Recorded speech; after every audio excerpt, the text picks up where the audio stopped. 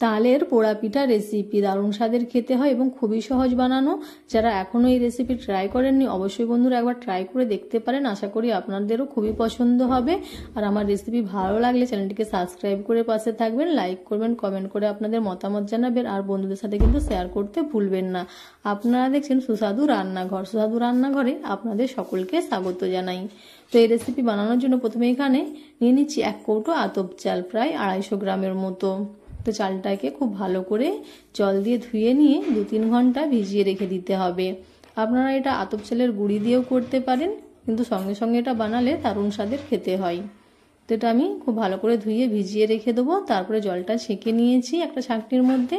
আর নিয়েছি নারকোল। নারকোলটা পেড়েছিলাম গাছ থেকে, তো ছাড়িয়ে নিয়ে দেখুন এইভাবে নারকোলটা ছাড়িয়ে নিচ্ছি। এখানে আমরা কিন্তু নারকোল কোড়া ব্যবহার করব না, নারকোলটাকে কুচি কুচি করে দিতে হবে, তাহলে কিন্তু খেতে খুবই ভালো লাগবে। দেখুন এইভাবে ছোট ছোট করে নারকোলটা কুচি করে নিচ্ছি। তো এইভাবে আমার সমস্ত নারকোলগুলো কুচানো হয়ে গেছে। এরপর একটা মিক্সারের জারে চালটা দিয়ে দিচ্ছি। চালটা থেকে দেখুন জলটা অনেকটা ঝরে গিয়ে ঝরঝরে হয়ে গেছে। তো এটাকে আমি মিক্সার মেশিনে পিষে নেব। তো এটা একদম খুব মিহি করব না, আটার মতন একটু একটু এইভাবে বানিয়ে নিতে হবে। দেখুন এইভাবে চালটা গুঁড়ো করে নিয়েছি, জানি অল্প দানা দানা ভাব থাকে, সেইভাবে চালটা ঘুরিয়ে আমি একটা পাত্রে ঢেলে নিচ্ছি। এরপরে গ্যাসের চুলায় একটা কড়াই বসিয়ে দিয়েছি। প্রথমে কড়াইয়ের মধ্যে দিয়ে দিয়েছি অল্প পরিমাণ জল। জলটা দিলে কিন্তু তালমাড়িটা যখন দেবো সেটা কিন্তু জ্বলে যাবে না। এরপর এখানে দিয়ে দিয়েছি তালের মাড়ি। তালের মাড়িটা ফুটিয়ে নেবো। আমি কাঁচা মাড়িতে কিন্তু কোনো পিঠেই করি না, আমি আগেও বলেছি। তো তালমাড়িটাকে প্রথমে ভালো করে ফুটিয়ে নিতে হবে। আর জলটা দেওয়ার কারণে তালমাড়িটা কড়াতে কিন্তু লেগেও যাবে না। তো তালমাড়িটা ফুটে গেলে এখানে আমি দিয়ে দিয়েছি চিনি। চিনিটা কিন্তু আপনারা আপনাদের মিষ্টির অনুপাতেই দেবেন, যে যেমনভাবে মিষ্টি খাবেন সেইভাবে চিনিটা দিয়ে মিশিয়ে নেবেন। তো খুব ভালো করে চিনিটা মেশানো হয়ে গেছে। এখানে আমি দিয়ে দিয়েছি 1/2 চামচ বেকিং সোডা। বেকিং সোডাটাও মিশিয়ে নিচ্ছি। এরপর এখানে দিয়ে দিচ্ছি কুচিয়ে রাখা নারকোল আর যে চালটা গুঁড়ি করেছিলাম সেই চালটা দিয়ে দেবো। প্রথমে চালটা অর্ধেকের বেশি দিচ্ছি, প্রয়োজন হলে আবার চালটা দেবো, একবারে সব দিয়ে দেবেন না। এরপরে খুব ভালো করে মিশিয়ে নিতে হবে এবং থিকনেসটা দেখতে হবে যে কতটা পাতলা রয়েছে, এতে আরও চালের গুঁড়ির পরিমাণ লাগবে কি না। তো দেখুন এখানে আরও একটু লাগবে, তাই আমি সবটাই দিয়ে দিচ্ছি। এরপরে খুব ভালো করে মিশিয়ে নিতে হবে। এইভাবে খুব ভালো করে মিশিয়ে নিয়েছি। এটা আমার একদম রেডি।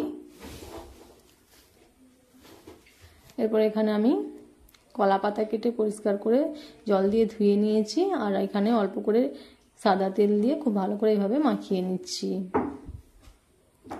এটা আমি কুকারের মধ্যে বেক করতে দেবো এবং গ্যাসের চুলাতে এটা তৈরি হয়ে যাবে। তো কুকারের মধ্যে পাতাগুলো দিয়ে নিচ্ছি।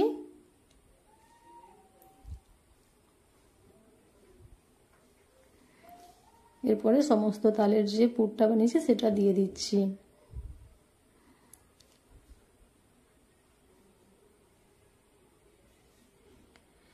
এরপরে হাতে করে এভাবে সমান করে দিতে হবে। হাতে একটু জল লাগিয়ে নিয়ে এভাবে সমান করে দেবো। খুব গরম তো তাই হাতে করে অল্প অল্প করে জল লাগিয়ে নিয়ে এভাবে সমান করে দেবো।